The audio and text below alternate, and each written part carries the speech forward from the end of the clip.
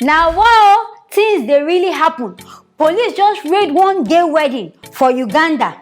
This police now, they arrest 44 people for this wedding. The police officer, wey they call Mr. Luke from Kampala Metropolitan Police, say na somebody na give them this hint. Say that they do this wedding for this area where they call 780 zone. Now there they can't go there. Can't see people. Make now watch this video. Mutambulenga mtunudanu buli aita ugenda. Mwezi n'obubina kumanina. Rukwatimi gwe tunuleno. Nja kusama omugere gwenga toguwulire tunuleno. Gwe wagapo eri omuwangu. Kunamawo tunuleno. Mwezi n'obubina. Mutunuleno mu. Tunuleno. Tunuleno gwe. Baba zino obubina. Mwabagole mu. Tunuleno gamba nze mugole. Nja kutema omugere gayo gwenze mugole. Ganze mugole.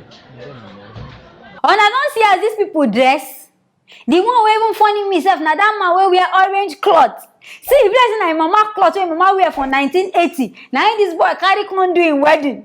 Now wow, people go just they think of creative things. You know if at least go buy wedding gown. If you know say we won't do proper wedding.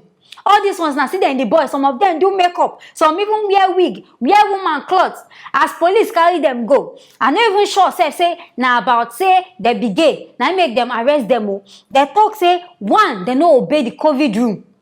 See as they go the place, no social distancing. All of them just sit down, gum body together. Secondly, they no wear nose mask. So even if they even accept gayism for that place, now I don't break the law. Now make they don't carry in and I say they won't go arrest on her.